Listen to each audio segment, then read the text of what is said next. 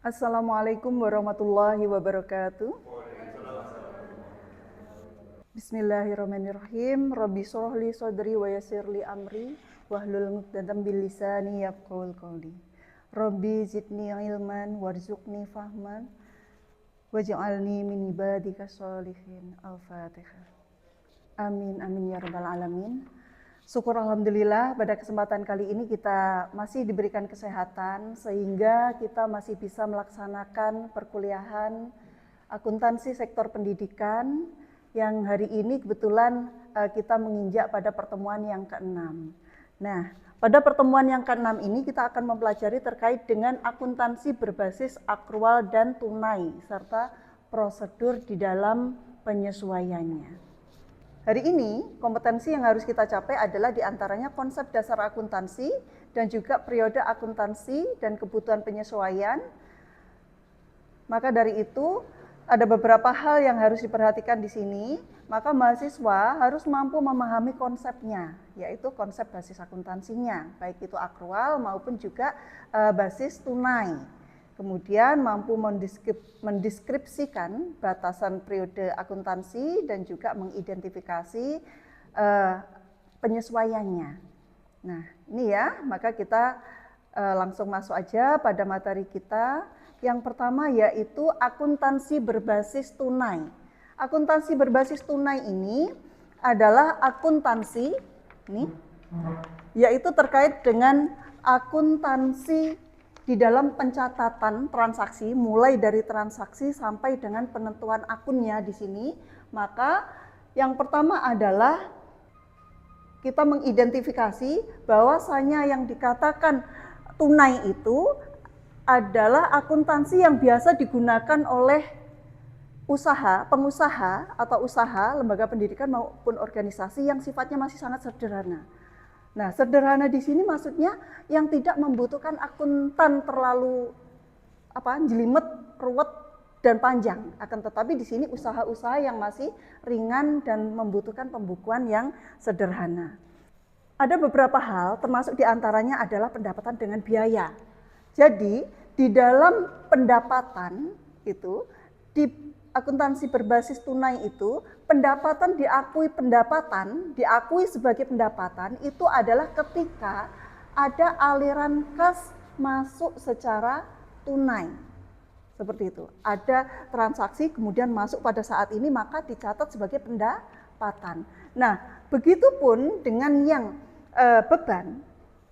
Maka di dalam beban juga ketika ada kas keluar, maka di situ diasumsikan bahwa kas keluar itu dicatat sebagai beban. Jadi yang dikatakan pendapatan contoh ketika misalkan lembaga pendidikan ada yang membayar SPP masuk. Nah, maka itu dicatat sebagai pendapatan lembaga. Seperti itu. Nah, jadi yang dicatat adalah pembayaran pada saat itu. Jadi pembayaran yang itu sifatnya jangka panjang seperti bentuknya untuk bulan-bulan berikutnya itu belum tercatat sebagai pendapatan. Begitupun dengan biaya.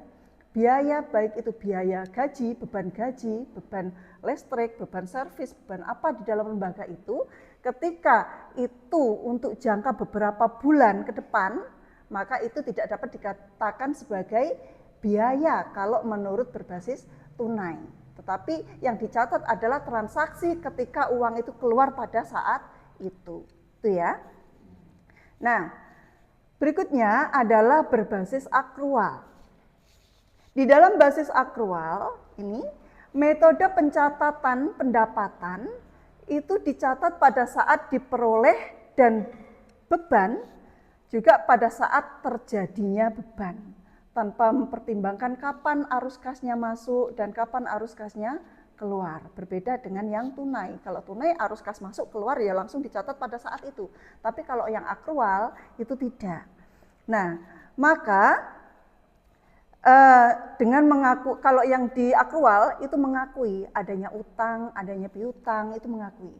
Nah, ini contohnya adalah ketika kita misalkan ada transaksi sewa, misalkan sewa gedung kelas misalkan, sewa gedung misalkan. Nah, untuk digunakan sebagai ruang kelas. Ketika sewa itu digunakan untuk 1 tahun ke depan, taruhlah misalkan 12 juta dalam 1 tahun. Berarti 1 bulannya adalah 12 juta dibagi 12 bulan ketemunya 1 juta. Nah, kalau itu terhitung dari bulan Januari kemarin, maka di situ menghitungnya itu bisa dikatakan sebagai pendapatan sewa. Kalau kelas kita disewa, itu menjadi pendapatan sewa. Nah, jadi sudah dihitung sebagai pendapatan, walaupun berbicaranya 1 tahun ke depan. Padahal kalau kita bicaranya Januari kemarin, kemudian sampai hari ini, maka yang sudah menjadi pendapatan itu harusnya kan baru Januari, Februari, Maret, April, Mei, Juni, baru 6 bulan. Yang 6 bulan kan belum menjadi pendapatan, tetapi masih hutang atau piutang?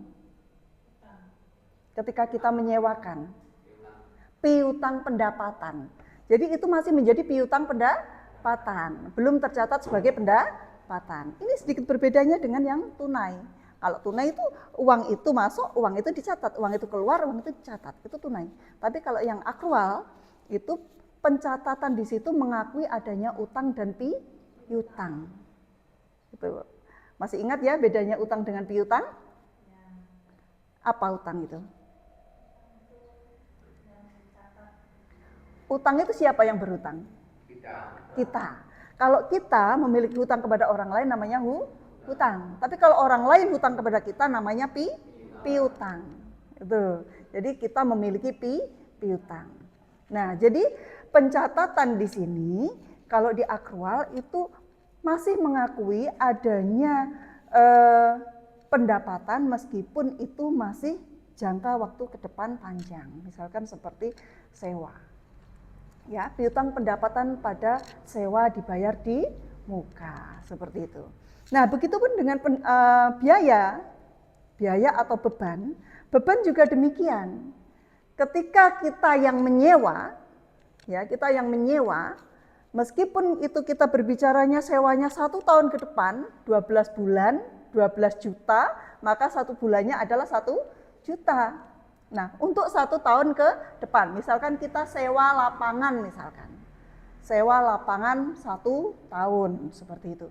Nah, maka ketika kita menyewa, meskipun sewanya masih 1 tahun ke depan, tapi sudah kita hitung di awal transaksi itu sebagai beban sewa. Gitu.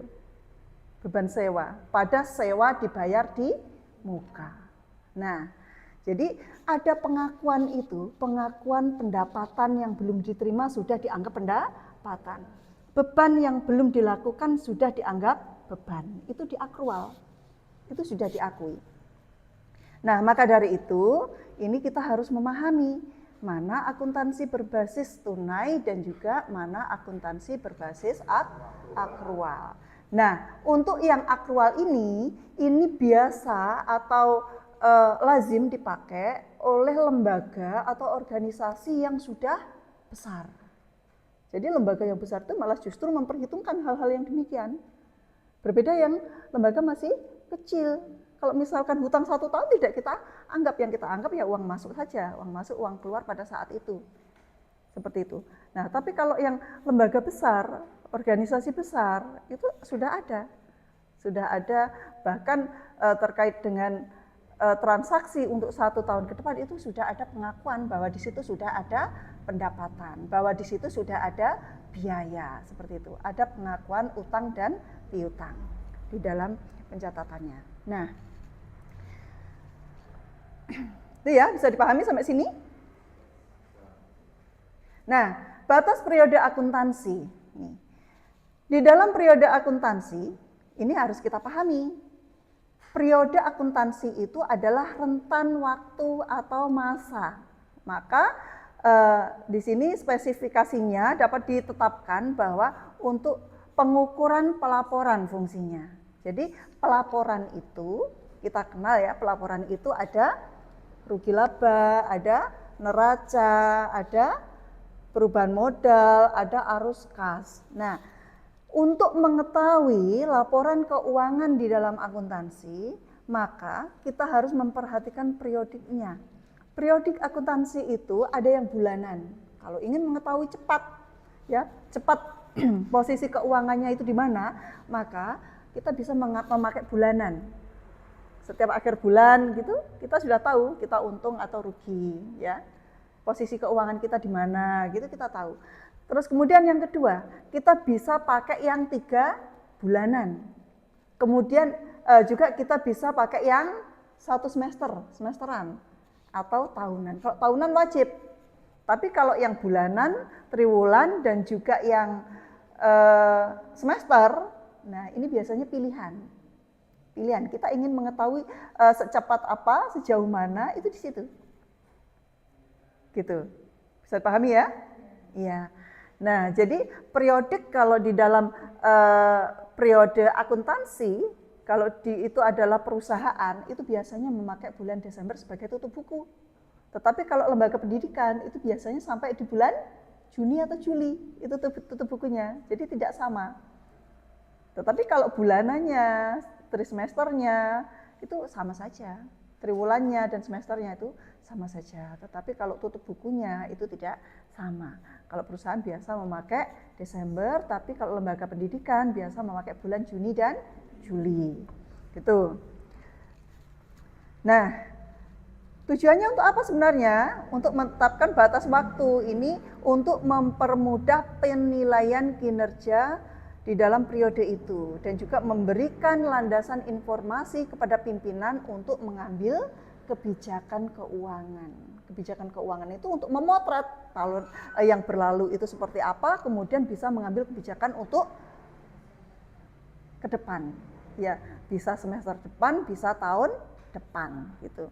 Karena di dalam akuntansi itu juga mengenal yang namanya jurnal pembalik di situ. Jurnal pembalik itu adalah memotret akhir pendapatan atau posisi keuangan di akhir tahun digunakan sebagai awal tahun untuk tahun berikutnya, periode berikutnya.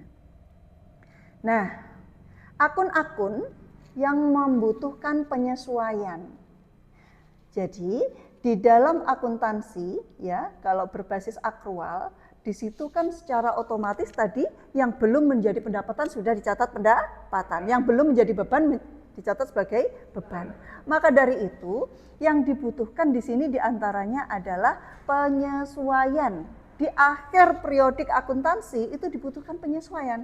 Kalau tidak ada penyesuaian, nanti tidak akan menemukan posisi sesungguhnya keuangan kita atau aset kita. Posisinya di mana? Itu kita tidak akan menemukan kondisi real keuangan kita. Tetapi kalau ada penyesuaian, nanti kita akan tahu di mana posisi keuangan kita sesungguhnya. Letaknya di mana? Di neraca. Neraca itu posisinya seperti apa? Angka nominalnya seberapa? Nah, di situ kita harus menggunakan jurnal penyesuaian untuk menyesuaikan hal-hal yang belum atau yang seharusnya belum tercatat sebagai pendapatan, sebagai beban, sebagai utang, sebagai piutang gitu ya. Nah, yang pertama adalah alokasi beban dibayar di muka dan perlengkapan. Nah, di sini adalah diperlukan untuk mencatat bagian beban yang telah kadaluarsa serta pemakaian perlengkapan selama periode berjalan agar saldo mencerminkan nilai aset yang tersisa secara akurat. Nah, maka dari itu terkait dengan beban ini, ketika tadi contohnya, misalkan di bulan Juni ini tutup buku ya untuk lembaga pendidikan. Secara otomatis bulan Januari sampai dengan Desember tadi sudah dicatat sebagai beban, ya kan? Nah, maka mana sebenarnya beban yang sesungguhnya? Maka kita harus menghitung mulai dari Januari, Februari, Maret, April, Mei, Juni. Nah, berbeda lagi yang belum mana?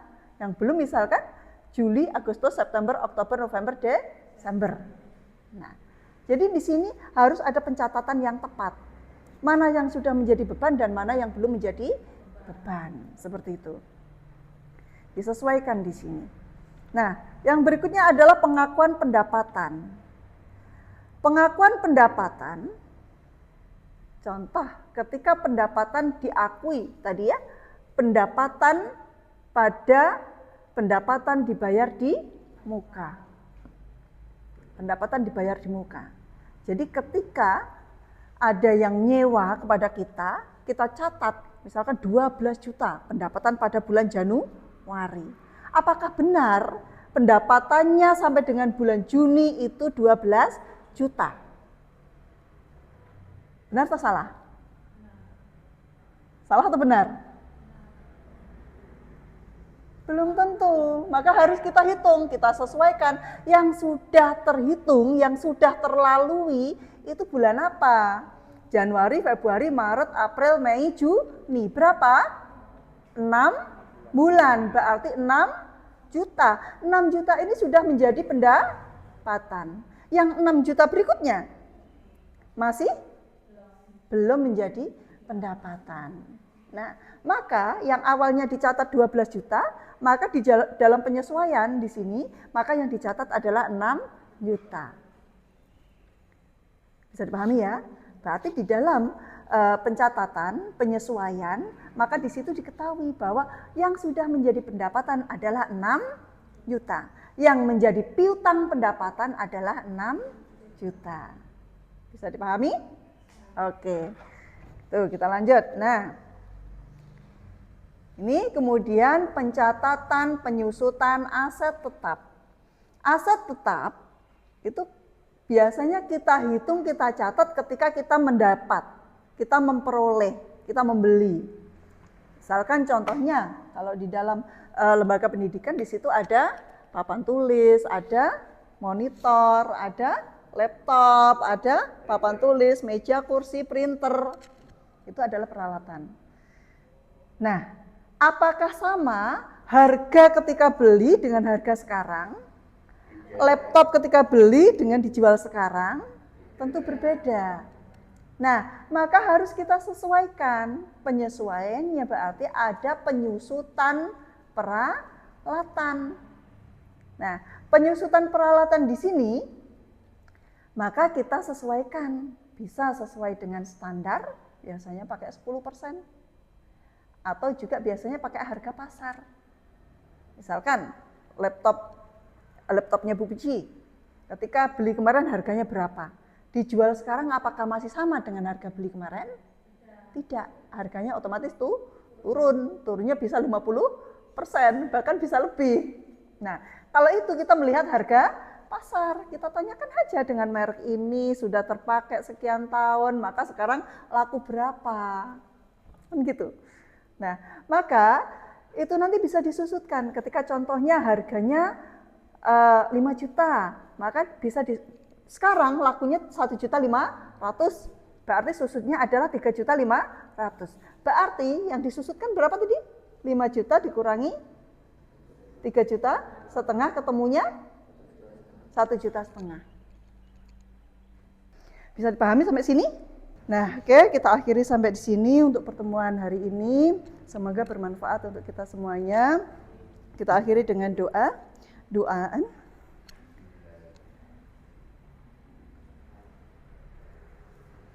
Amin ya rabbal alamin. Akhirul kalam, wallahul muwaffiq ila aqwamit thoriq. Wassalamualaikum warahmatullahi wabarakatuh.